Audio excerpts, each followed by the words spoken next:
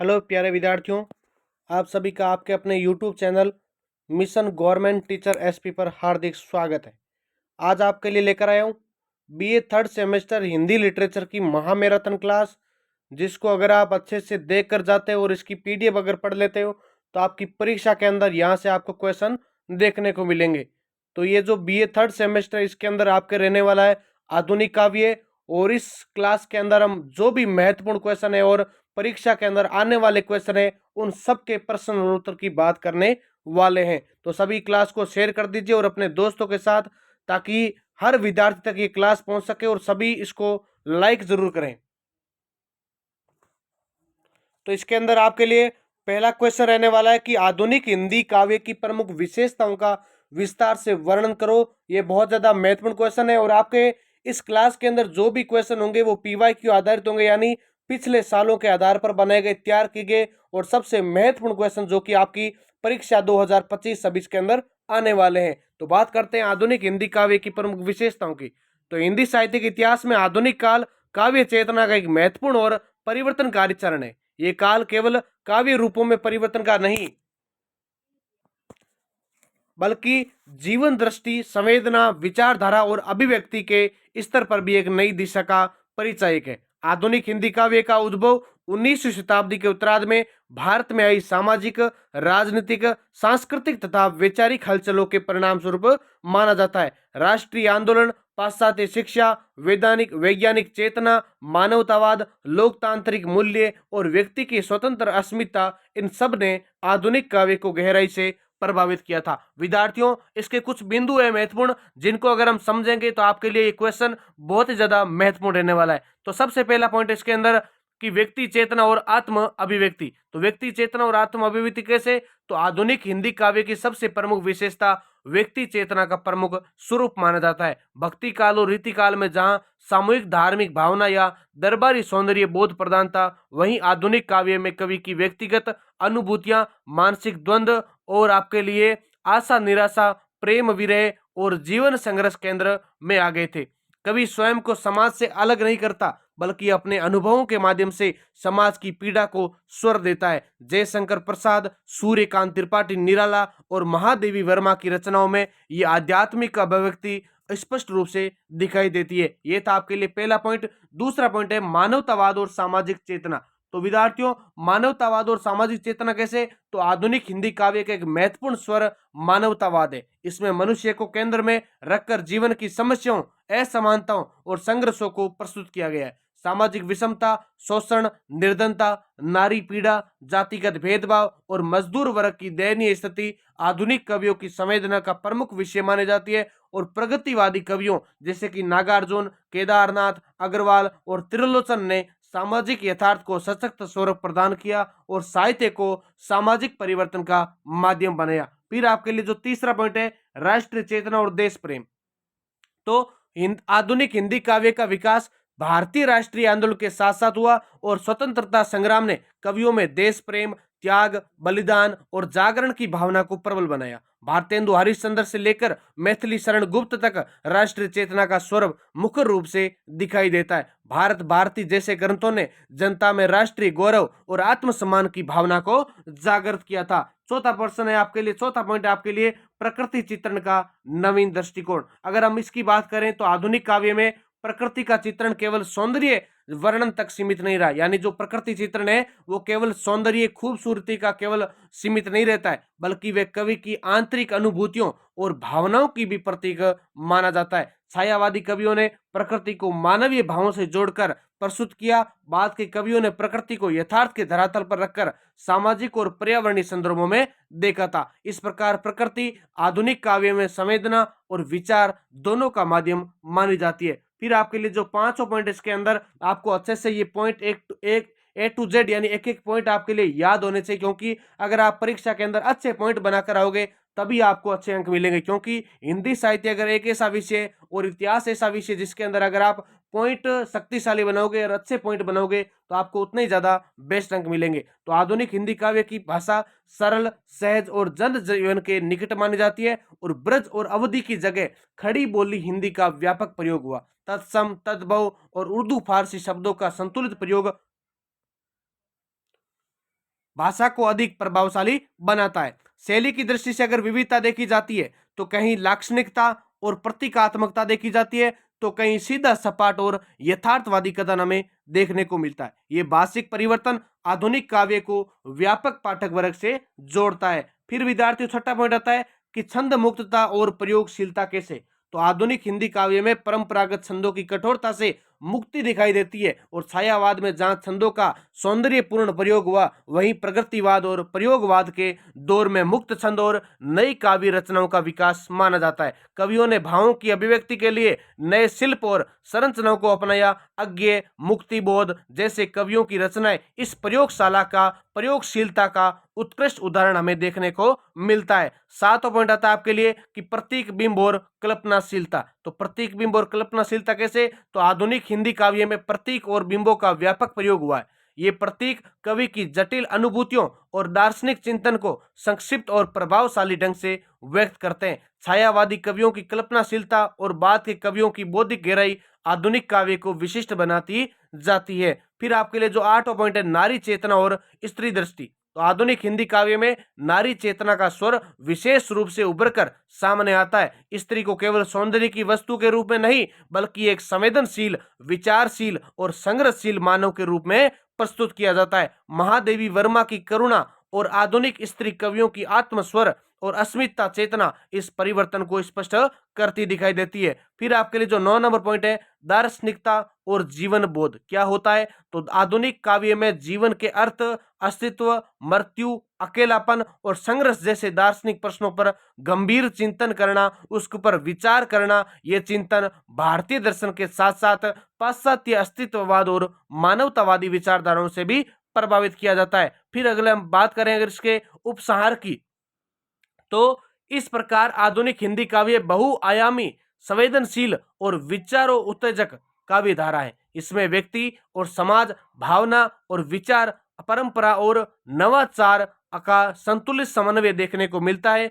और आधुनिक काव्य ने हिंदी साहित्य को एक नई चेतना, नई भाषा और नई दृष्टि प्रदान की है, जिससे यह न केवल अपने समय की, बल्कि उसके साथ साथ अभिव्यक्ति और भविष्य की साहित्यिक धारा के लिए भी सुदृढ़ आधार त्याग कर सका था। ये था आपके लिए विद्यार्थियों वेरी वेरी इंपॉर्टेंट पहला क्वेश्चन, जो कि बहुत ज्यादा महत्वपूर्ण है। जिसको अच्छा लगा है आप सभी कमेंट करें, और इस ज्यादा से ज्यादा इस क्लास को अपने दोस्तों के साथ शेयर करें, ताकि एग्जाम में कुछ दिन रह गए तो ताकि सबको ये क्लास अच्छे से याद हो सके। साथ में आपको पीडीएफ भी, आप अगर मैसेज करते हो, टेलीग्राम चैनल ज्वाइन करते हो, व्हाट्सएप चैनल ज्वाइन करते हो, तो आपको वहां से अपडेट मिल जाती है। क्वेश्चन संख्या 2 बात करते हैं, द्विवेदी युग और छायावाद युग के काव्य ग्रंथ अंतर को उदाहरण सहित स्पष्ट करो। क्या प्रश्न है कि द्विवेदी युग क्या है और छायावाद युग का जो अंतर है उसको अपने को स्पष्ट करना है, किसके साथ, उदाहरण के साथ।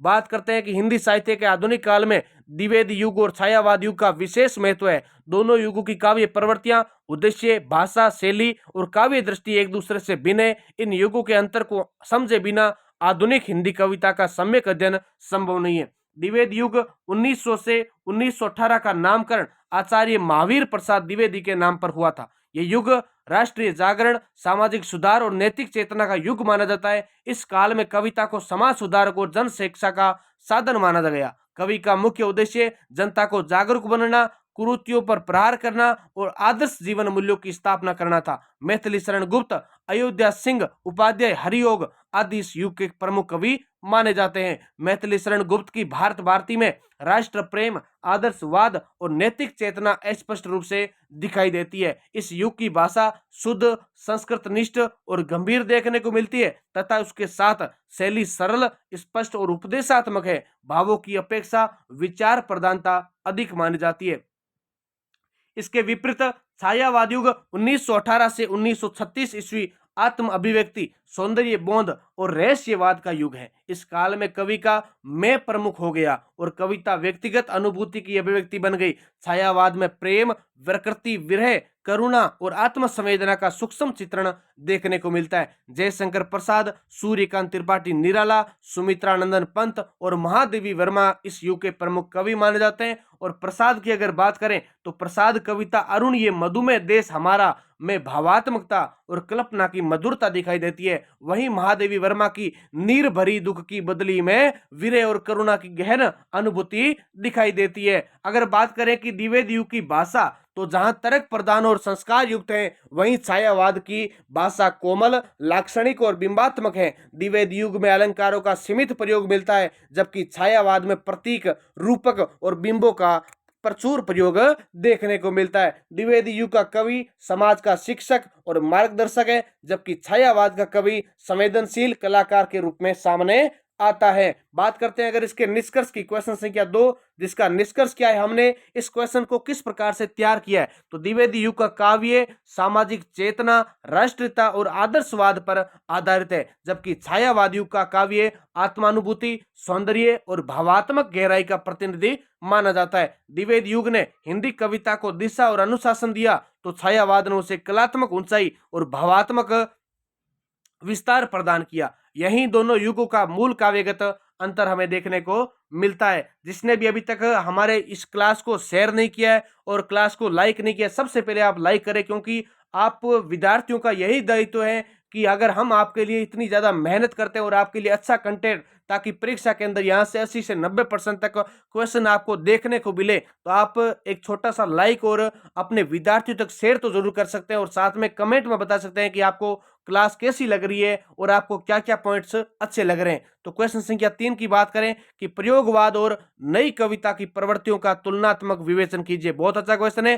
तो हिंदी आधुनिक काव्य परंपरा में प्रयोगवाद और नई कविता दो महत्वपूर्ण प्रवृत्तियां हैं, जिनका उदय स्वतंत्रता प्राप्ति के आसपास और बाद के काल में हुआ था। दोनों ही धाराएं छायावादोत्तर काव्य की प्रतिक्रिया और विकास के रूप में सामने आती है, परंतु इनके उद्देश्य, काव्य दृष्टि और अभिव्यक्ति शैली में महत्वपूर्ण अंतर दिखाई देता है। बात करते हैं प्रयोगवाद और उसकी प्रवृत्तियों की। तो प्रयोगवाद का उदय लगभग 1940 से 50 के दशक में हुआ था। इनका केंद्र प्रयोग था, अर्थात कविता में नए विषय, नए शिल्प और नई अभिव्यक्ति की खोज मानी जाती है। इसकी प्रमुख प्रवृत्तियां कौन कौन सी थी? तो पहली आती है नवीनता और प्रयोगशीलता, यानी भाषा, बिंब, प्रतीक, छंद और शिल्प सभी स्तरों पर नवीन प्रयोग करना। दूसरा पॉइंट था व्यक्तिगत अनुभूति का प्राधान्य। कैसे होता है? तो कवि के निजी मानसिक अनुभव, तनाव, कुंठा और द्वंद का चित्रण होना। तीसरा आता है बौद्धिकता और जटिलता, यानी कविताएं विचार प्रधान थी और कभी कभी दूरे भी हो जाती थी। चौथा पॉइंट है परंपरागत सौंदर्य बोध का विरोध करना। कैसे? तो छायावादी भावुकता और माधुर्य से दूरी होना। पांचवा पॉइंट है शहरी और आधुनिक जीवन की अभिव्यक्ति, यानी व्यक्ति की कोमल अकेलापन, असुरक्षा और विसंगति। प्रमुख कवि थे अज्ञे, मुक्तिबोध, प्रारंभिक शमशेर बहादुर सिंह माने जाते हैं। बात करते हैं नई कविता की। नई कविता और इसकी प्रमुख प्रवृत्तियां कौन कौन सी थी? तो नई कविता प्रयोगवाद के आगे का स्वाभाविक विकास मानी जाती है। इसमें प्रयोग तो बने रहे, पर कविता अधिक जीवन सापेक्ष और संवेदनशील हो गई थी। इसकी प्रमुख प्रवृत्तियां हैं, पहली आती है जीवन की समग्र अनुभूति, यानी व्यक्तिगत के साथ साथ सामाजिक यथार्थ का चित्रण करना।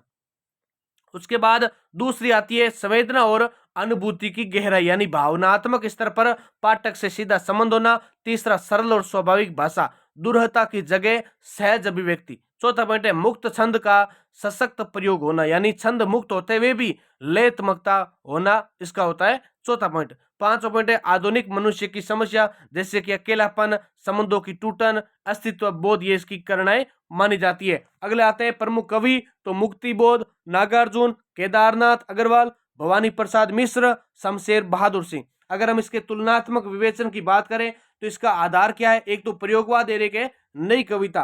तो नई कविता के अंदर हम बात करते हैं आधार की, तो आधार केंद्र बिंदु आता है प्रयोग और नवीनता प्रयोगवाद में, और नई कविता में आता है जीवन, सत्य और अनुभूति। काव्य दृष्टि बौद्धिक है इसकी और इसकी संवेदनात्मक यथार्थवादी है, जबकि भाषा इसकी जटिल है प्रयोगवाद की, लेकिन इसकी क्या होती है? सरल और सहज है। विषय इसका व्यक्तिगत मानसिक द्वंद है, जबकि नई कविताओं में व्यक्तिगत और सामाजिक यथार्थ हमें देखने को मिलता है। फिर बात करते हैं इसके निष्कर्ष की। तो निष्कर्ष बहुत महत्वपूर्ण है, क्योंकि कहा जाता है कि प्रयोगवाद ने नई कविता की भूमि तैयार की, जबकि नई कविता ने उसे जीवन से जोड़ा।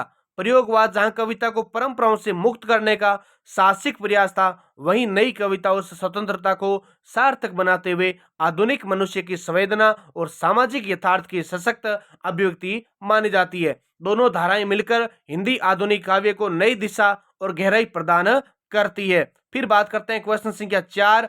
तो समकालीन हिंदी कविता के प्रमुख विषयों पर प्रकाश डालिए। स्त्री विमर्श, दलित विमर्श, आदिवासी चेतना को विस्तार से समझाइए। तो समकालीन हिंदी कविता लगभग 1960 के बाद अपने समय की सामाजिक, राजनीतिक और सांस्कृतिक जटिलताओं की सशक्त अभिव्यक्ति मानी जाती है। ये कविता परंपरागत सौंदर्य बोध से हटकर यथार्थ संघर्ष, अस्मिता और जनजीवन की पीड़ाओं को केंद्र में रखती है। स्त्री विमर्श, दलित विमर्श, आदिवासी चेतना आदि इनके अत्यंत महत्वपूर्ण विषय हैं। इनके अतिरिक्त समकालीन कविता में सत्ता विमर्श, वैश्वीकरण, पर्यावरण, उपभोक्तावाद और मानवीय संवेदनाओं का संकट भी प्रमुखता से उभरता है।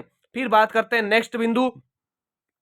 पहला पॉइंट आता है स्त्री विमर्श क्या होता है। तो स्त्री विमर्श समकालीन हिंदी कविता में स्त्री विमर्श एक सशक्त और निर्णायक प्रवृत्ति के रूप में सामने आता है। इसमें स्त्री को अब केवल प्रेम या सौंदर्य की वस्तु न मानकर एक स्वतंत्र, चेतन और संघर्षशील व्यक्तित्व के रूप में प्रस्तुत किया जाता है। स्त्री कविताएं पितृसत्तात्मक व्यवस्था, घरेलू हिंसा, लैंगिक भेदभाव, शोषण और स्त्री की अस्मिता के प्रश्न उठाती है। स्त्री देह, मातृत्व, यौन स्वतंत्रता और निर्णय के अधिकार जैसे विषय खुलकर व्यक्त होते हैं। इस पॉइंट के अंदर आप अपना जितना चाहे मन अच्छे से लिख सकते हैं। तो अनामिका, कात्यायनी, निर्मला पुतुल, सविता सिंह आदि कवित्रियों ने स्त्री जीवन के अनुभवों को ईमानदारी और साहस के साथ कविता में रूपायित किया था। ये विमर्श स्त्री को दया की पात्र नहीं बल्कि संघर्षशील मनुष्य के रूप में प्रतिष्ठित करता है। दूसरा पॉइंट आता है दलित विमर्श। तो दलित विमर्श के अंदर आपको क्या पता होना चाहिए कि समकालीन हिंदी कविता की एक क्रांतिकारी धारा है। ये कविता सदियों से चले आ रहे जातिगत शोषण, अपमान, अमानवीय व्यवहार के विरुद्ध प्रतिरोध की आवाज है और दलित कवियों ने अपने जीवन के यथार्थ अनुभवों को कविता का विषय बनाया। जाति व्यवस्था, सामाजिक अन्याय, छुआछूत, गरीबी और हाशिए की पीड़ा को तीखे स्वर में प्रस्तुत किया जाता है या किया गया था। फिर ओम प्रकाश वाल्मीकि, अजय नवेरिया, सुशीला टाकभोरे आदि कवियों ने रचनाओं में आक्रोश, आत्मसम्मान और समानता की चेतना दिखाई देती है। दलित कविता केवल करुणा की नहीं मांगती बल्कि सामाजिक परिवर्तन की मांग करती है। तीसरा पॉइंट क्या है? आदिवासी चेतना।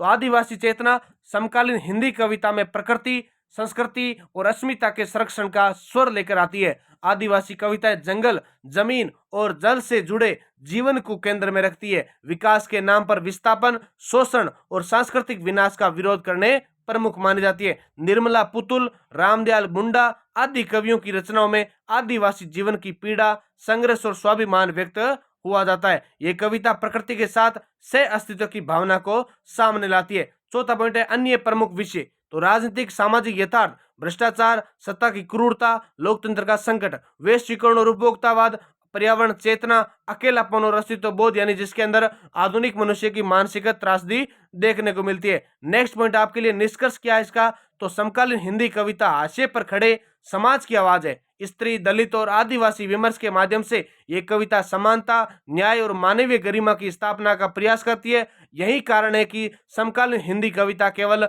साहित्यिक अभिव्यक्ति न होकर सामाजिक परिवर्तन का सशक्त माध्यम बन गई है। नेक्स्ट जो आपके लिए 5 नंबर क्वेश्चन है कि रामधारी सिंह दिनकर को राष्ट्रीय चेतना का कवि क्यों कहा जाता है, उनकी काव्य विशेषताओं पर प्रकाश डालिए। बहुत ज्यादा महत्वपूर्ण और सबसे इंपॉर्टेंट क्वेश्चन रहने वाला है आपके लिए। रामधारी सिंह दिनकर हिंदी साहित्य के उन महान कवियों में से एक माने जाते हैं जिन्होंने अपनी काव्य प्रतिभा के माध्यम से भारतीय जनमानस में राष्ट्रीय चेतना, स्वाभिमान और संघर्ष का स्वर मुख्य रूप से प्रस्तुत किया। इसी कारण उन्हें राष्ट्रीय चेतना का कवि कहा जाता है। उनका काव्य स्वतंत्रता आंदोलन, सामाजिक अन्याय के विरुद्ध और मानव मूल्यों की प्रतिष्ठा में गहराई से जुड़ा हुआ माना जाता है। राष्ट्रीय चेतना का कवि कहे जाने का कारण क्या है? तो दिनकर का काव्य औपनिवेशिक दासता के विरुद्ध भारतीय जन आक्रोश की सशक्त अभिव्यक्ति है।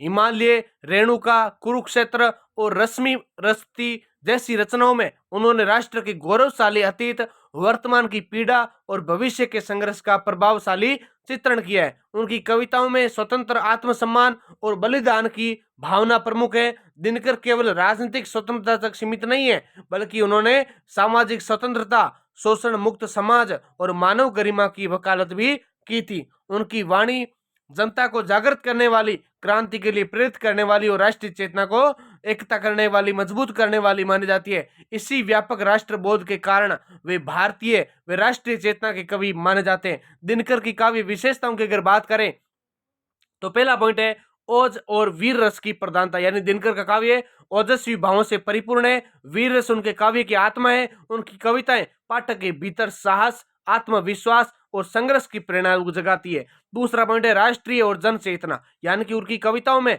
राष्ट्र के प्रति गहरा प्रेम, सांस्कृतिक गौरव और जन साधारण के दुख दर्द की अभिव्यक्ति मिलती है। और वे राष्ट्र को केवल भौगोलिक इकाई नहीं बल्कि जीवंत चेतना मानते हैं। तीसरा पॉइंट क्या है? प्रगतिशील और यथार्थवादी दृष्टि, यानी दिनकर सामाजिक विषमता, वर्ग संघर्ष और अन्याय के तीखे आलोचक हैं। उनका काव्य शोषितों, किसानों और श्रमिकों की आवाज बनकर उभरता है। जबकि चौथा पॉइंट है मिथक्य और ऐतिहासिक प्रतीकों का प्रयोग करना, यानी कुरुक्षेत्र और रश्मिमर्ती में महाभारत के पात्रों और प्रसंगों के माध्यम से उन्होंने समकालीन समस्याओं को अर्थपूर्ण ढंग से प्रस्तुत किया है। भाषा और शैली की अगर बात करें तो दिनकर की भाषा सरल है, प्रवाहमयी है और प्रभावशाली है। संस्कृत निष्ठ शब्दावली के साथ साथ जन भाषा का भी सुंदर प्रयोग देखने को मिलता है। शैली उद्घोषणात्मक और प्रेरणादायक मानी जाती है। फिर अगर इसके निष्कर्ष की बात करें तो रामधारी सिंह दिनकर का काव्य राष्ट्रीय चेतना, सामाजिक न्याय, मानवीय मूल्यों का सशक्त दोष है। उनकी कविताएं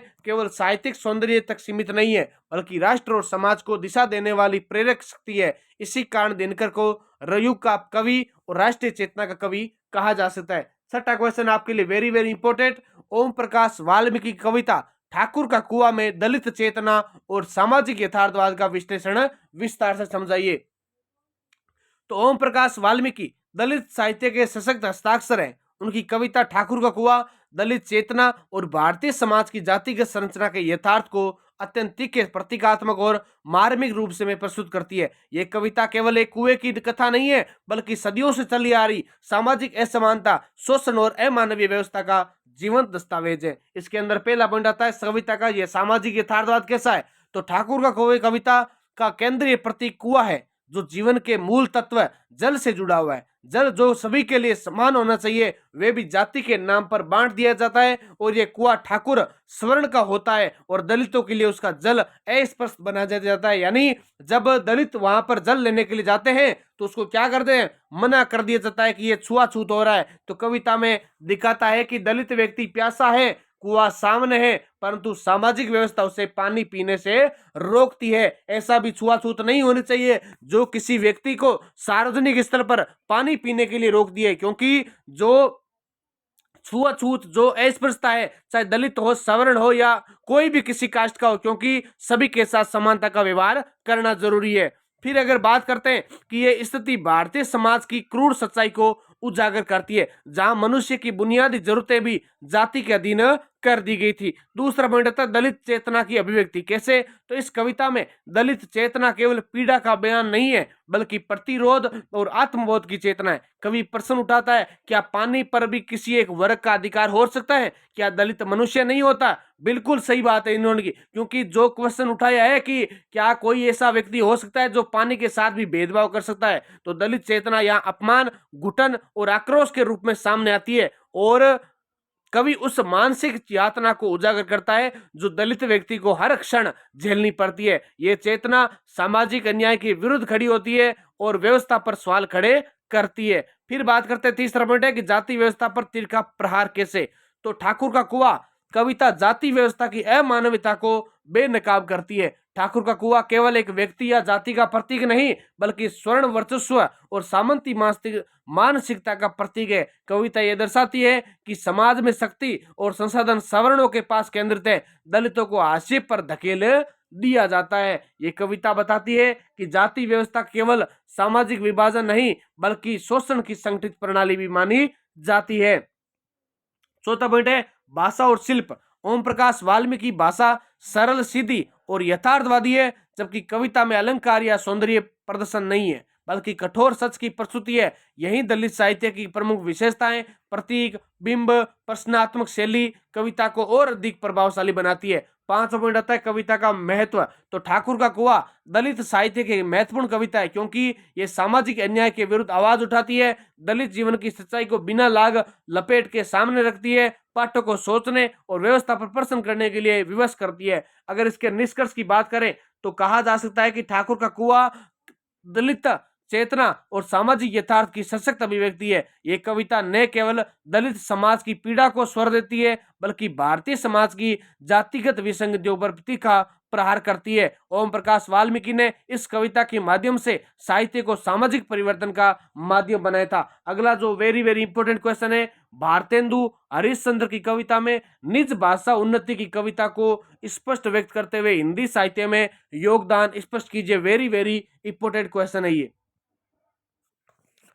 भारतेंदु हरिश्चंद्र की कविता में निज भाषा उन्नति की भावना एवं हिंदी काव्य में उनका योगदान।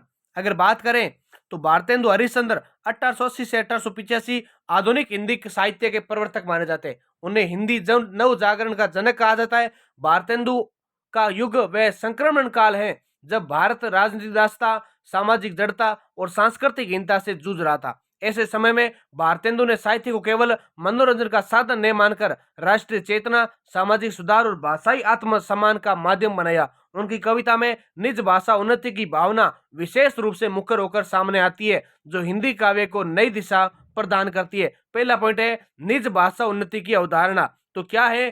तो भारतेंदु हरिश्चंद्र की प्रमुख पंक्ति है कि निज भाषा उन्नति अहे सब उन्नति को मूल उनकी भाषा, दृष्टि और राष्ट्रवादी चेतना का सार है। भारतेंदु का मानना था कि किसी भी समाज की उन्नति उसकी अपनी भाषा के विकास से जुड़ी होती है। विदेशी भाषा के माध्यम से राष्ट्र की आत्मा का विकास संभव नहीं। उस समय शिक्षित वर्ग में फारसी, उर्दू और अंग्रेजी का प्रभुत्व था, जबकि हिंदी को हेय दृष्टि से देखा यानी नीच दृष्टि से देखा जाता था।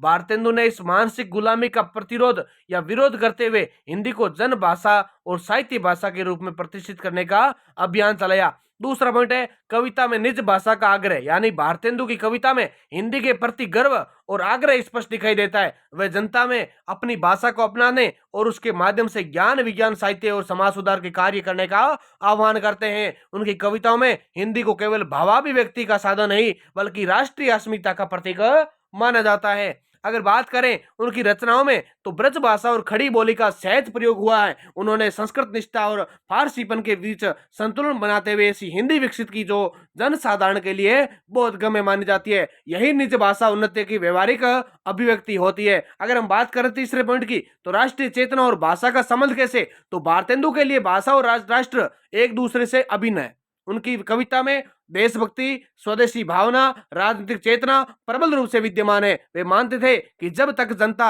अपनी भाषा में सोचने, लिखने और बोलने नहीं लगेगी तब तक राष्ट्रीय चेतना का विकास संभव नहीं हो सकता। उनकी कविताओं में अंग्रेजी शासन के प्रति व्यंग्य, सामाजिक विषमता पर प्रभाव और भारतीय संस्कृति के गौरव का चित्रण मिलता है। भाषा यहाँ संघर्ष का माध्यम बन जाती है। इस प्रकार हिंदी उनके लिए राष्ट्रीय जागरण का स्तर भी देखने को लगता है।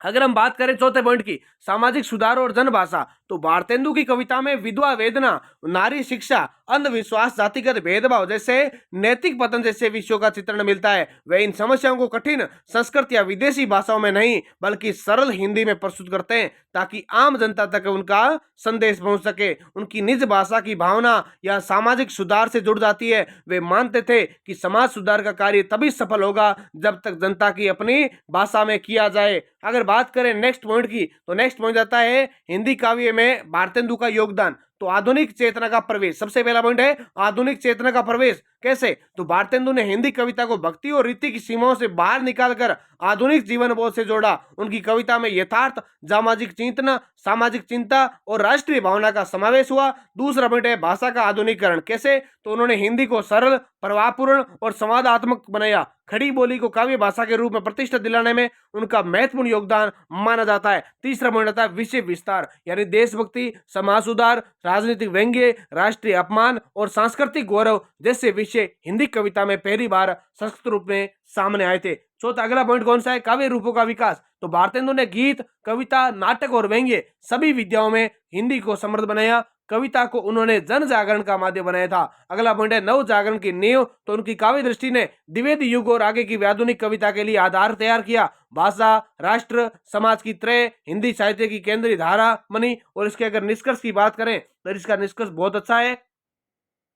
भारतेंदु हरिश्चंद्र की कविता ने निज भाषा उन्नति की भावना केवल भाषाई आग्रह नहीं बल्कि राष्ट्रीय, सामाजिक और सांस्कृतिक नवजागरण की पुनर्जागरण की चेतना बनी। उन्होंने हिंदी को हिंसा से उबार कर आत्मगौरव की भाषा बनाया और कविता को जन सरोकार से जोड़ा। हिंदी काव्य को आधुनिक दिशा देने, जन भाषा में राष्ट्रीय चेतना जगाने और साहित्य को समाज परिवर्तन का साधन बनाने में भारतेंदु का योगदान ऐतिहासिक और अविस्मरणीय है। निसंदेह हिंदी कविता के आधुनिक स्वरूप की आधारशिला और भारतेंदु हरिश्चंद्र ने ही रखी थी। अगला बात करते हैं नेक्स्ट क्वेश्चन आपके लिए 8 नंबर। मैथिली शरण गुप्त की कविता केकई परिसर का भावार्थ लिखते हुए उनकी काव्यगत विशेषताओं का विश्लेषण करते हुए राष्ट्र भावना का विश्लेषण कीजिए।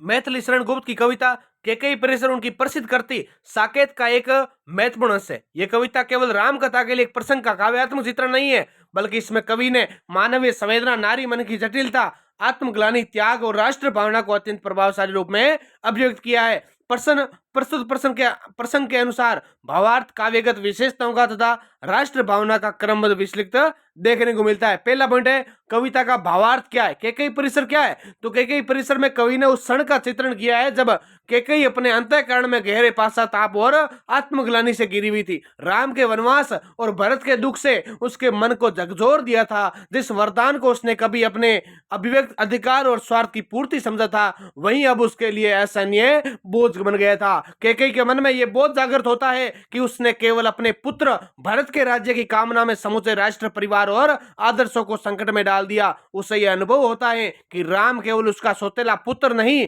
बल्कि अयोध्या का प्राण और राष्ट्र की आत्मा है। राम के बिना अयोध्या सुनी हो गई थी और राज सिंहासन अर्थहीन हो गया था। कविता में केकई का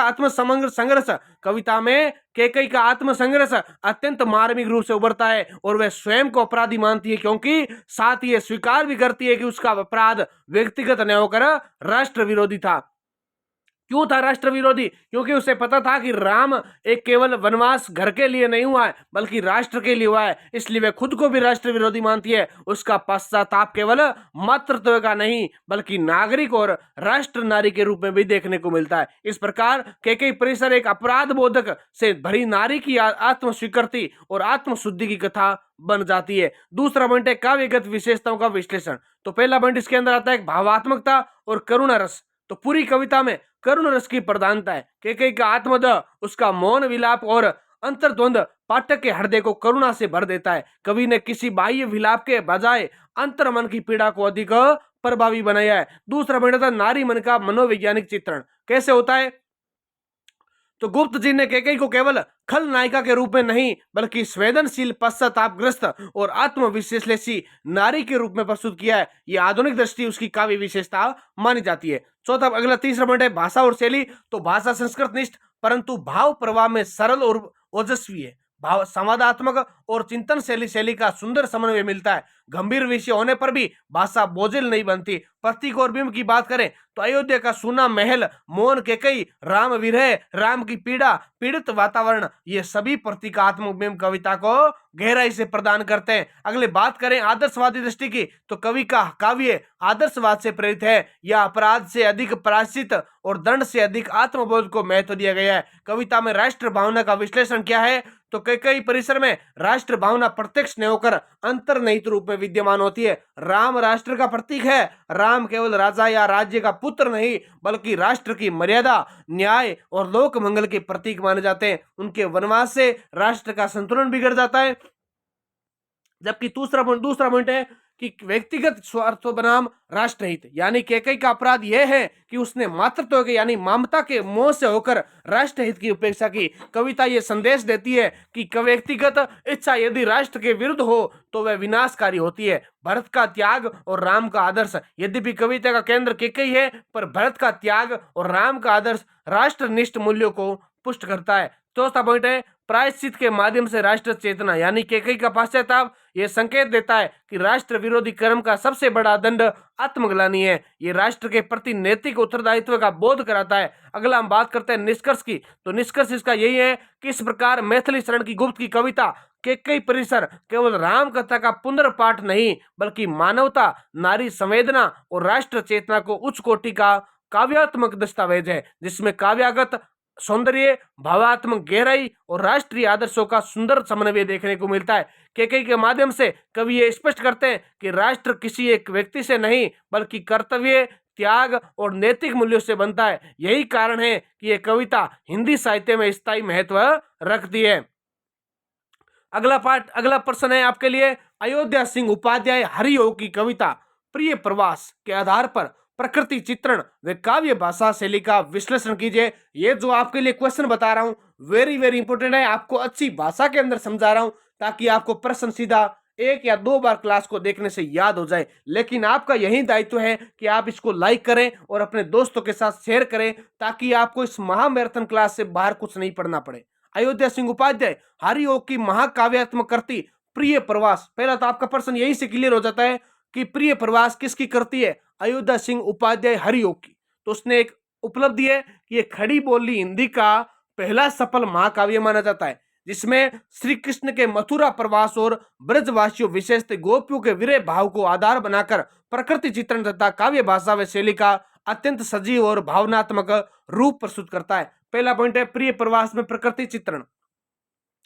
तो प्रिय प्रवास में प्रकृति केवल दृश्य वर्णन तक सीमित नहीं, बल्कि ये मानवीय भावनाओं में समायिका बनकर उपस्थित होती है। हरिओद ने प्रकृति को संवेदनशील और सजीव रूप में प्रस्तुत किया है। दूसरा पॉइंट था इसके अंदर पहला कि विरह भाव से जुड़ा प्रकृति चित्रण, जैसे सुनी यमुना, उदास कुंज, घर, मुरझाई लताएं, मोल धारण किए हुए वृक्ष देखने को मिलते हैं। प्रकृतियां गोपियों के मनोभावों का प्रतिबिंब बन जाती है, इससे करुण रस की दृष्टि होती है। दूसरा इसके अंदर 6 पॉइंट है ब्रज प्रदेश की सजीव छवि। तो हरिओद ने ब्रज की प्राकृतिक सुषमा का अत्यंत सूक्ष्म चित्रण किया, जिसके अंदर यमुना के तट, वर्षा की प्रतिध्वनि, वन, उपवन, कुंज, ऋतु चित्रण, वसंत, वर्षा देखने को मिलते हैं। अगला पॉइंट है मानवीकरण की प्रधानता। कैसे? तो प्रकृति के चित्रण रूपों को मानव रूप भावों से युक्त कर प्रस्तुत किया गया है। वृक्ष, लताएं, नदी, पवन सब विरह में रहभागी प्रतीत होते हैं। ये छायावादी प्रकृति चित्रण की भूमिका का संकेत भी देता है। अगला पॉइंट है काव्य भाषा का विश्लेषण। खड़ी बोली हिंदी का सशक्त प्रयोग। तो प्रिय प्रवास की सबसे बड़ी विशेषता इसकी परिष्कृत संस्कृत निष्ठ खड़ी बोली है। हरिओद ने यह सिद्ध कर दिया कि खड़ी बोली की महाकाव्य की गरिमा वहन कर सकती है। तत्सम शब्दावली की प्रधानता।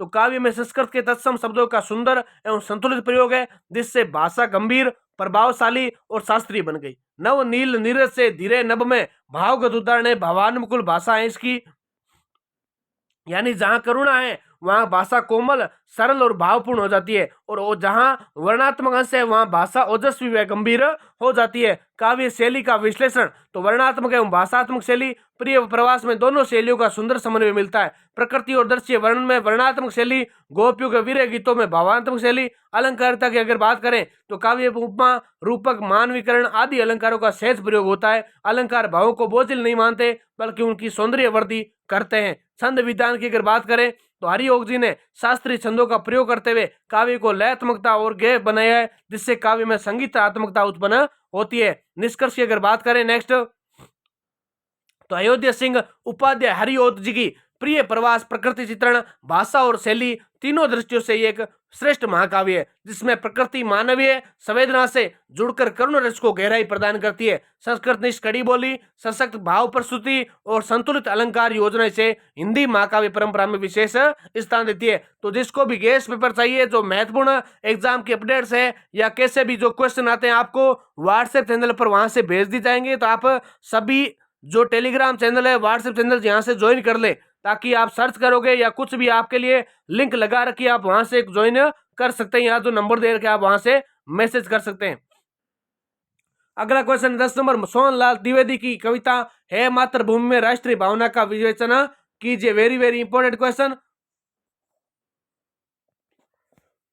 तो बात करते हैं सोहनलाल द्विवेदी की कविता है मातृभूमि की।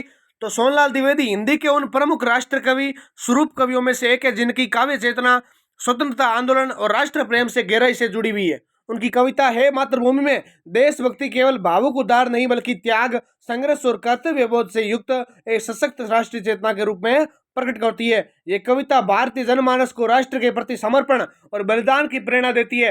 पहला पॉइंट है राष्ट्र मातृभूमि क्या मातृ रूप, यानी कविता में कवि मातृभूमि को सजीव माता के रूप में संबोधित करता है। ये मातृ रूप भारतीय संस्कृति में अत्यंत प्रभावशाली प्रतीक है। कवि के लिए देश केवल भूखंड नहीं बल्कि जीवनदायिनी माता है, जिसकी सेवा और रक्षा प्रत्येक नागरिक का परम धर्म है। इस रूपक के माध्यम से कवि देश प्रेम को सहज, आत्मीय और भावनात्मक बनाता है। दूसरा पॉइंट आता है बलिदान और त्याग की प्रेरणा, यानी यह मातृभूमि में राष्ट्रीय भावना का प्रमुख स्वर बलिदान है। कवि मातृभूमि के चरणों में अपना वर्चस्व अर्पित करने को तत्पर दिखाई देता है। वह स्पष्ट करता है कि राष्ट्र की स्वतंत्रता, गौरव और सम्मान के लिए प्राणों की आहुति भी सौभाग्य है। ये भावना स्वतंत्रता संग्राम के दौर की क्रांतिकारी चेतना को सुदृढ़ करती है। तीसरा पॉइंट है संघर्ष और जन जागरण का सौरभ, यानी कविता में केवल भावुकता नहीं बल्कि संघर्ष का आह्वान भी है। कवि देशवासियों को आलस्य, भय और पराधीनता की मानसिकता से बाहर आने के लिए प्रेरित करता है। मातृभूमि के उदाहरण हेतु जागरण, साहस और कर्मशीलता को आवश्यक मानता है। ये राष्ट्रीय चेतना को सक्रिय और संघर्षशील बनाती है। चौथा पॉइंट है सांस्कृतिक गौरव और एकता। सोनलाल द्विवेदी की राष्ट्रीय चेतना भारतीय सांस्कृतिक मूल्यों से जुड़ी हुई है। कविता में देश की गरिमा, परंपरा और अस्मिता की रक्षा का भाव निहित है। कवि समस्त देशवासियों में एकता का भाव जागृत करता है, जिससे जाति, वर्ग और संप्रदाय के भेद मिटकर राष्ट्र सर्वोपरि बन जाए। पांचवा पॉइंट है जनसाधारण से सीधा संवाद। कविता की भाषा सरल, ओजस्पूर्ण और प्रभावशाली है, जिससे ये जनसाधारण के हृदय तक सीधे पहुंचती है। भाव प्रवण जैसी शैली राष्ट्रीय भावना को व्यापक जन समूह तक प्रसारित करती है। यही कारण है कि कविता प्रेरणादायी और आंदोलनकारी बन जाती है। अगर इसके निष्कर्ष की बात करें तो इस प्रकार सोनलाल द्विवेदी की कविता है मातृभूमि से राष्ट्रीय भावना, राष्ट्र मातृ प्रेम, बलिदान, संघर्ष, सांस्कृतिक गौरव और जन जागरण के सशक्त रूप से व्यक्त हुई मानी जाती है। अगला क्वेश्चन आपके लिए 11 नंबर, श्याम नारायण पांडे की कविता हल्दी घाटी दूसरा सरक के आधार पर वीर रस और ऐतिहासिक चेतना स्पष्ट करो। Very very important question. Shyam Narayan Pandey आधुनिक हिंदी कविता के उन सशक्त कवियों में से एक है जिन्होंने राष्ट्रीय इतिहास को काव्यात्मक गरिमा प्रदान की। उनकी प्रसिद्ध खंड काव्य रचना हल्दी घाटी महाराणा प्रताप के शौर्य, आत्मसम्मान और स्वतंत्रता संघर्ष का महाकाव्यात्मक चित्र प्रस्तुत करती है। इसका दूसरा सर्ग विशेष रूप से दूसरे युद्ध प्रसंग पर केंद्रित है, जहां वीर रस अपनी पूर्ण परिपक्वता के साथ उपस्थित है और साथ ही कवि की ऐतिहासिक चेतना स्पष्ट रूप से अभिव्यक्ति होती है। पहला पॉइंट है वीर रस की अभिव्यक्ति।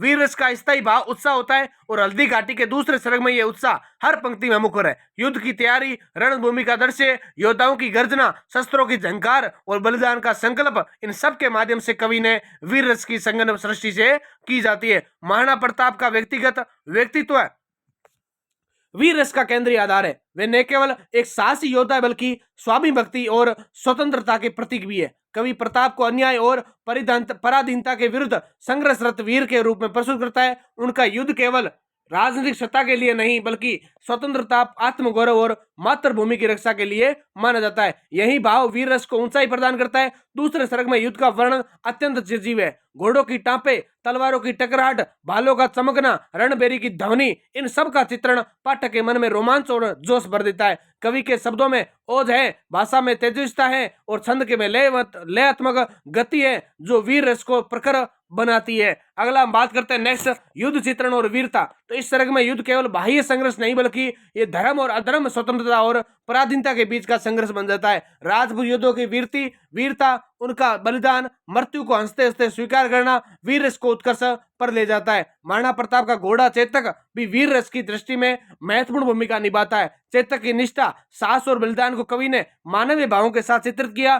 चेतक का घायल अवस्था में भी स्वामी को सुरक्षित स्थान तक पहुंचाना पाठक के हृदय में वीरता के साथ करुणा का भाव भी उत्पन्न करता है, जिससे वीर रस और अधिक प्रभावशाली बनता है।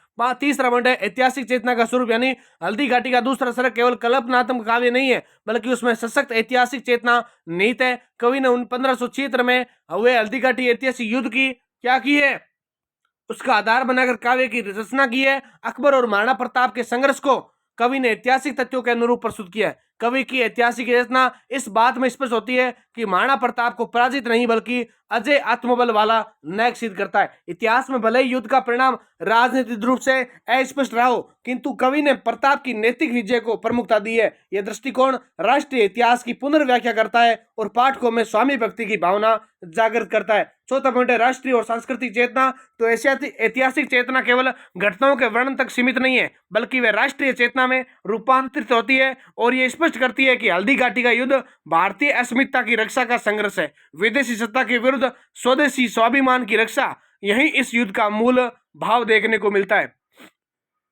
फिर राजपूतों की स्वतंत्रता, प्रियता, मातृभूमि के लिए वर्चस्व, सर्वस्व अर्पण करने की भावना और पराधीनता को अस्वीकार करने का संकल्प भी, ये सभी इस तत्व के इतिहास को वर्तमान से जोड़ते हैं और कविता को प्रेरणा स्रोत बनाते हैं। भाषा और शैली में ऐतिहासिक गरिमा। कवि की भाषा ओजपूर्ण, संस्कृत निष्ठ और प्रभावशाली है, जो ऐतिहासिक गरिमा को बना रखती है। शब्द चयन, अलंकारों का प्रयोग, शब्द छंद योजना सब मिलकर वीर रस और ऐतिहासिक राष्ट्रीय चेतना को पुष्ट करते हैं। अतिशोक्ति, उपमा और रूपक जैसे अलंकार युद्ध की भव्यता को उभारते हैं।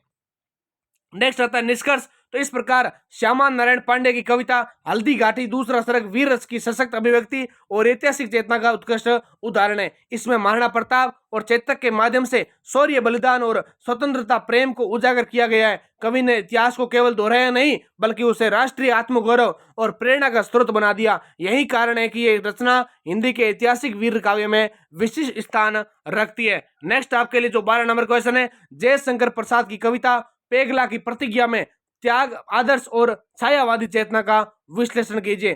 तो जयशंकर प्रसाद छायावाद के प्रमुख स्तंभ है। उनकी कविता पेगला की प्रतिज्ञा एक आदर्शवादी, भाव प्रधान और आध्यात्मिक चेतना से युक्त काव्य है, जिसमें त्याग, मानवीय आदर्श, छायावादी जीवन दृष्टि का प्रभावशाली चित्रण मिलता है। यह कविता व्यक्ति के आंतरिक संघर्ष और सामाजिक उपेक्षा के आत्मबल की प्रधानता को उजागर करती है। पहला पॉइंट है त्याग की भावना, यानी पेगला की जो प्रतिज्ञा है वो नायक पेगला बाह्य रूप से समाज द्वारा तिरस्कृत और उपेक्षित है, परंतु आंतरिक रूप से वह महान त्याग भावना से उत्प्रोत है। वे अपने व्यक्तिगत सुख, सम्मान और सामाजिक स्वीकृति का परित्याग करके मानवता और प्रेम के मार्ग पर चलता है। दूसरा पॉइंट इसके अंदर देखने को मिलता है, पेगला का त्याग केवल भौतिक नहीं बल्कि मानसिक और आत्मिक भी माना जाता है। फिर अपमान, पीड़ा और अकेलेपन से हटकर भी किसी से प्रतिशोध नहीं लेता। उसका त्याग करुणा, सहानुभूति और निस्वार्थ प्रेम का प्रतीक बन जाता है। इस प्रकार प्रसाद त्याग को के प्रति तपस्या और आत्मशुद्धि के रूप में प्रस्तुत करते हैं। दूसरा पॉइंट आता है, इस कविता में आदर्शवाद छायावादी दृष्टिकोण के अनुरूप उभर कर सामने आता है। पेगला सांसारिक स्वार्थों से ऊपर उठकर उच्च मानवीय मूल्यों, प्रेम, करुणा, सहिष्णुता और आत्म सम्मान को अपनाता है। उसका जीवन एक प्रतिज्ञा बन जाता है, दुख सहकर भी पवित्र रहना। पेगला समाज की क्रूरता, भौतिकता के बीच खड़ा होकर यह सिद्ध करता है कि सच्चा आदर्श बाहरी सम्मान में नहीं बल्कि आंतरिक पवित्रता में निहित है। प्रसाद का यह आदर्शवाद मानव को आध्यात्मिक ऊंचाई की ओर ले जाने वाला होता है। तीसरा पॉइंट है छायावादी चेतना, यानी पेगला की प्रतिज्ञा में छायावाद की प्रमुख विशेषताएं स्पष्ट रूप से विद्यमान है। जैसे कि पहला पॉइंट है आत्मानुभूति और अंतर्मुखता। पेगला का संघर्ष बाहरी कम और आंतरिक अधिक है। उसके भाव, पीड़ा, संकल्प आत्मानुभूति से जन्म लेते हैं, जो छायावाद की मूल प्रवृत्ति है। जिसके अंदर पॉइंट है करुणा और मानव संवेदना, यानी कविता में करुणा की प्रधानता है। समाज द्वारा ठुकराए गए व्यक्ति भी करुणा और प्रेम का स्रोत बन सकता है। यह छायावादी मानवीय व्यक्ति का दृष्टि का परिचय है। रहस्यात्मकता और आध्यात्मिकता, यानी पेगला की प्रतिज्ञा में जीवन को तपस्या और साधना के रूप में देखने की भावना मिलती है। उनका त्याग रहस्यात्मकता और आध्यात्मिक चेतना से जुड़ा हुआ है। प्रतीकात्मक की बात करें तो पेगला केवल एक पात्र नहीं बल्कि आदर्शवादी आत्मा का प्रतीक है, जिसे समाज समझ नहीं पाता। ये प्रतीकात्मकता छायावाद की प्रमुख विशेषता है। अगर इसके निष्कर्ष की बात करें तो जयशंकर प्रसाद की कविता पेगला की प्रतिज्ञा त्याग, आदर्श और छायावादी चेतना का सशक्त उदाहरण है। पेगला के चरित्र के माध्यम से कवि ये संदेश देता है कि सच्ची महानता सामाजिक मान्यता में नहीं बल्कि आत्मबल, करुणा और निस्वार्थ त्याग में निहित है। ये कविता छायावाद की आत्मिक, भावात्मक और मानवीय दृष्टि को प्रभावशाली ढंग से प्रस्तुत करती है तथा पाठक को नैतिक और आध्यात्मिक चिंतन की ओर प्रेरित करती है। नेक्स्ट क्वेश्चन आपके लिए वेरी वेरी इंपॉर्टेंट। प्रश्न संख्या 13, सुभद्रा कुमारी चौहान की कविता झांसी की रानी में नारी वीरता और राष्ट्रीय चेतना का विवेचन कीजिए। तो जिसने भी अभी तक YouTube चैनल को सब्सक्राइब नहीं किया और ये क्लास को लाइक और शेयर नहीं किया तो सबसे पहले आप लाइक कर दें और चैनल को सब्सक्राइब कर दें। तो सुभद्रा कुमार चौहान हिंदी साहित्य के उन कवित्रियों में अग्रणी है जिन्होंने काव्य को राष्ट्रीय चेतना और नारी सशक्तिकरण का सशक्त माध्यम बनाया। उनकी प्रसिद्ध कविता झांसी की रानी, भारतीय स्वतंत्र संग्राम की अमर वीरांगना रानी लक्ष्मीबाई के शौर्य, बलिदान और राष्ट्र प्रेम की ओजस्वी काव्यात्मक चित्र प्रस्तुत करती है। इस कविता में नारी वीरता और राष्ट्रीय चेतना दोनों का प्रभावशाली और प्रेरक रूप सामने आता है। पहला पॉइंट है नारी वीरता का विवेचन, यानी झांसी की रानी लक्ष्मीबाई कविता का केंद्रीय विषय नारी वीरता है। कवित्री ने रानी लक्ष्मीबाई को केवल एक ऐतिहासिक पात्र के रूप में नहीं बल्कि नारी शक्ति के प्रतीक के रूप में प्रस्तुत किया है। सामान्यतः नारी को कोमल, सहनशील और त्यागमयी माना जाता रहा है, किंतु रानी लक्ष्मीबाई इन धारणाओं को तोड़ती है। रानी लक्ष्मीबाई युद्ध भूमि में पुरुषों के समान साहस और पराक्रम दिखाती है। कविता में उनका घोड़े पर सवार होकर तलवार चलवाते हुए शत्रुओं से लड़ते हुए चित्रण करता है। उनका मातृत्व की वीरता से जुड़ा हुआ वे अपने पुत्र को पीठ पर बांधकर युद्ध करती है, जो नारी के कर्तव्य बोध और साहस का अद्भुत उदाहरण देखने को मिलता है। इस प्रकार ये कविता सिद्ध करती है कि नारी केवल गृहस्थ जीवन तक सीमित नहीं है बल्कि राष्ट्र की रक्षा में भी अग्रणी भूमिका निभा सकती है। रानी लक्ष्मीबाई का व्यक्तित्व नारी शक्ति, आत्मसम्मान और स्वाभिमान का प्रतीक बनकर उभरता है।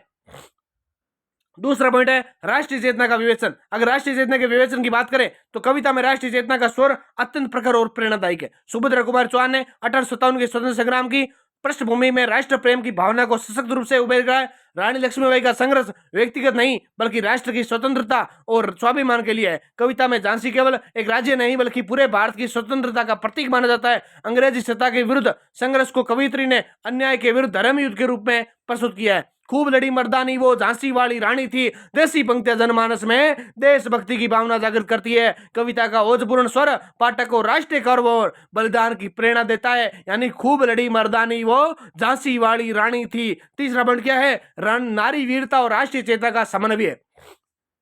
पॉइंट क्या है? नारी वीरता और राष्ट्रीय चेतना का समन्वय। इस कविता में सबसे बड़ी विशेषता यही है दोस्तों विद्यार्थियों कि इसमें नारी वीरता और राष्ट्रीय चेतना का अद्भुत समन्वय दिखाई देता है। यानी रानी लक्ष्मीबाई का साहस केवल व्यक्तिगत पराक्रम नहीं बल्कि राष्ट्र के लिए समर्पित है। उनका बलिदान ये संदेश देता है कि देश की स्वतंत्रता के लिए नारी और पुरुष दोनों समान रूप से उत्तरदायी है। निष्कर्ष क्या है इसका? निष्कर्ष कहा जा सकता है कि सुभद्रा कुमारी चौहान ने कविता झांसी की रानी, नारी वीरता और राष्ट्रीय चेतना की उमर गाथा है। ये कविता न केवल रानी लक्ष्मीबाई के शौर्य का गुणगान करती है बल्कि भारतीय नारी को आत्मसम्मान, साहस और देशभक्ति का संदेश भी देती है। अपनी सरल भाषा, ओजपूर्ण शैली और प्रेरणादायक भावों के कारण ये कविता हिंदी साहित्य में राष्ट्रीय चेतना की एक अमूल्य धरोहर बन गई थी। अगला प्रश्न आपके लिए और भी ज्यादा महत्वपूर्ण है क्योंकि प्रश्न किसका है? महादेवी वर्मा का प्रश्न है जो कि परीक्षा के अंदर 100% आता है। महादेवी वर्मा की कविता जो तुम आ जाते एक बार के आधार पर वीर और करुणा का तत्व का विश्लेषण कीजिए। तो महादेवी वर्मा छायावाद की सर्वाधिक संवेदनशील और करुण कवित्री मानी जाती है। उनकी कविता जो तुम आ जाते एक बार वीर, वेदना, करुणा और आत्मिक आकांक्षा की अत्यंत मार्मिक अभिव्यक्ति है। इस कविता में कवित्री के हृदय के गहन पीड़ा, प्रतीक्षा और अपूर्ण प्रेम की करुण अनुभूति सजीव रूप में उभर कर सामने आती है। फिर तत्व का विश्लेषण। तो महादेवी वर्मा का काव्य का मूल स्वर वीर है, यानी दुख है, पीड़ा है। प्रस्तुत कविता में स्वर अत्यंत तीव्र रूप से व्यक्त हुआ है। कवित्री का तुम कोई सांसारिक प्रेमी मात्र नहीं है बल्कि ये आदर्श प्रेम, आत्मिक सत्ता या परम सत्ता का प्रतीक माना जाता है। उसके नए आने से कवित्री का जीवन शून्य, निराश और पीड़ित हो गया। कविता में बार बार जो तुम आ जाते एक बार की पुनरावृत्ति कवित्री की तीव्र आकांक्षा और अधूरी प्रतीक्षा को दर्शाती है। ये प्रतीक्षा ही वीर की पीड़ा और अधिक गहरा बना देती है। कवित्री का संपूर्ण जीवन आशा और निराशा के द्वंद्व में डूबा हुआ प्रतीत होता है। वह मानती है कि प्रिय के एक बार आ जाने से मात्र से जीवन की समस्त वेदनाएं शांत हो सकती है। नेक्स्ट बात करते हैं कि वीर की यह पीड़ा केवल शारीरिक या सांसारिक नहीं बल्कि आत्मिक और भावनात्मक है। प्रिय के अभाव में कवित्री का मन सूना है, भावनाएं अशांत हैं और जीवन निरर्थक प्रतीक होता है। यही छायावादी पीड़े की प्रमुख विशेषता है। करुणा तत्व का विश्लेषण कैसे? तो इस तत्व कविता का दूसरा प्रमुख तत्व करुणा है। वीर से उत्पन्न पीड़ा करुणा का रूप धारण कर लेती है। कवित्री की व्यथा इतनी मर्मस्पर्शी है कि पाठक का हृदय स्वतः द्रवित हो उठता है। उसकी वेदना में कोई आक्रोश नहीं, केवल मौन पीड़ा और करुण स्वीकृति है। महादेवी वर्मा की करुणा आत्मपीड़न से उत्पन्न नहीं होती बल्कि संवेदनशील हृदय है की गहन अनुभूति से जन्म लेती है।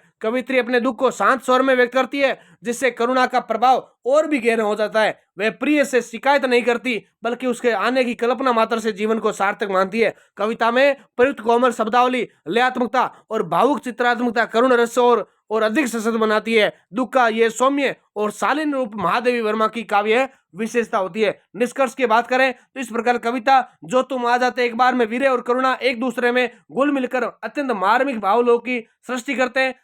जीवन की अपूर्णता का बोध कराते हैं और करुणा उस पीड़ा को मानवीय संवेदना में रूपांतरित कर देते हैं।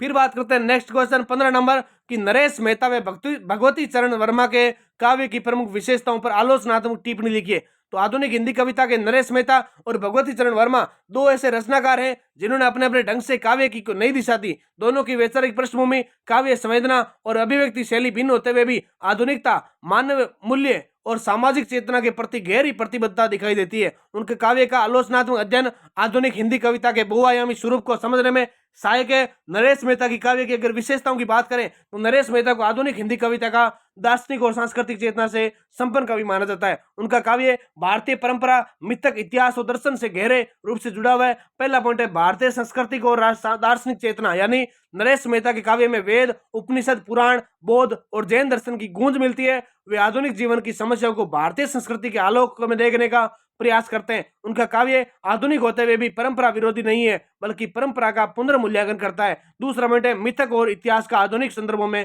प्रयोग, यानी उनकी कविता में राम, कृष्ण, बुद्ध, अशोक जैसे ऐतिहासिक मिथक के पात्र हमें देखने को मिलते हैं। ये मिथक की चेतना उनके काव्य की गहराई और विस्तार प्रदान करती है। तीसरा पॉइंट होता है मानव मूल्य और नैतिक प्रश्न, यानी नरेश मेहता का काव्य मनुष्य के अस्तित्व, कर्तव्य, नैतिकता और आत्मबोध से जुड़ा है। वे सत्ता, हिंसा, युद्ध और सभ्यता के पतन पर गहरी चिंता व्यक्त करते हैं। उनका स्वर चिंतनशीलता और गंभीर है। चौथा पॉइंट है भाषा और शिल्प, यानी उनकी भाषा संस्कृत निष्ठ, गंभीर और प्रतीकात्मक है। शब्दों में दार्शनिक गहराई होती है, जिससे उनका काव्य कभी कठिन प्रतीत होता है। मुक्त छंद और लंबी कविताएं उनके प्रिय काव्य रूप है। आलोचनात्मक दृष्टि की बात करें तो नरेश मेहता का काव्य केवल सौंदर्य परक नहीं बल्कि बौद्धिक और आलोचनात्मक भी है। यही कारण है कि उनका काव्य पाठक से गहन, एकाग्रता और वैचारिक सहभागिता की अपेक्षा करता है। भगवती चरण वर्मा के काव्य की विशेषताओं की बात करें तो भगवती चरण वर्मा को प्रगतिशील चेतना और सामाजिक यथार्थ के कवि के रूप में माना जाता है, और ये छायावाद से प्रभावित होते हुए भी उससे आगे बढ़कर जीवन की ठोस सच्चाइयों को कविता में व्यक्त करते हैं। पहला पॉइंट है सामाजिक यथार्थ और प्रगतिशील चेतना, यानी उनके काव्य में समाज की विषमताएं, शोषण, वर्ग संघर्ष और नैतिक पतन समस्पष्ट रूप से उभरते हैं। वे रूढ़ियों, पाखंड, अन्याय के विरुद्ध सशक्त आवाज उठाने वाले होते हैं।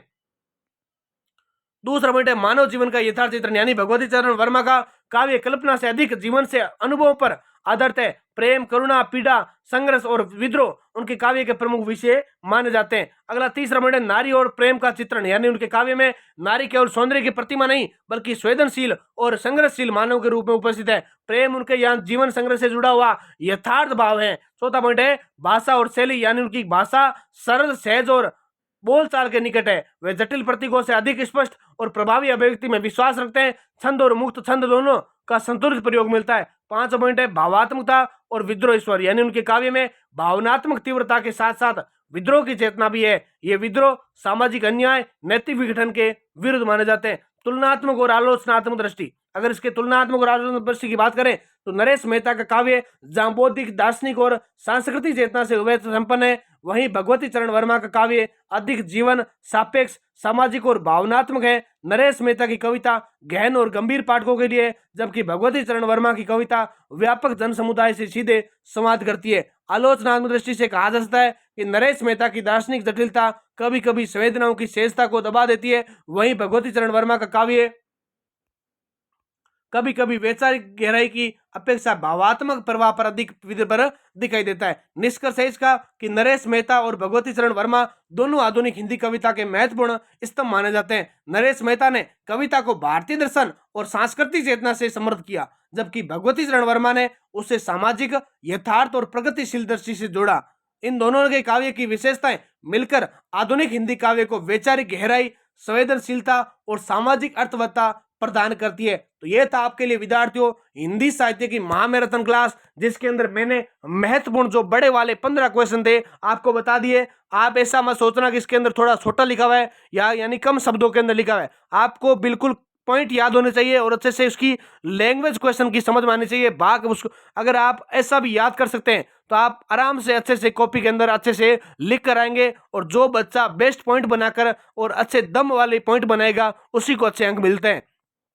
और मैं यही निवेदन करता हूं कि आप अगर एक विद्यार्थी 10 लोगों को या 10 अपने साथियों को क्लास भेजेगा तो हर क्लास हर विद्यार्थी तक आपके लिए पहुंचेगी। और आप सभी इस क्लास को ज़्यादा से ज़्यादा शेयर करें, लाइक करें, ताकि आने वाले इस एग्जाम के 5-10 दिन के अंदर जो हिंदी साहित्य का एग्जाम होने वाला आपका, हर विद्यार्थी तक ये क्लास पहुंच सके और सभी इसका फायदा उठा सके। इसी के साथ जय हिंद, जय भारत, वंदे मातरम। इसकी पीडीएफ लेने के लिए आप व्हाट्सएप चैनल ज्वाइन करें। व्हाट्सएप चैनल ज्वाइन कैसे करना है, तो आप कमेंट सेक्शन के अंदर जाएंगे तो ऊपर ही ऊपर पिन किया हुआ है कमेंट व्हाट्सएप लिंक का, आप वहां से सीधा ज्वाइन करें, ताकि आपको वहां से गेस्ट पेपर अपडेट्स, कोई भी एग्जाम तो आगे सेमेस्टर होने वाले हर सेमेस्टर की क्लास के लिए, या कोई भी अगर दूसरी क्लास चाहिए या पीडीएफ है, आप वहां से आप जुड़ सकते हैं। बाकी आप टेलीग्राम चैनल की लिंक भी दे रखी है और व्हाट्सएप चैनल की लिंक भी दे रखी है डिस्क्रिप्शन के अंदर, तो आप वहां से ज्वाइन करें ताकि आपको हर अपडेट्स मिल सके। क्योंकि अपडेट्स उन्हीं को मिलती है जो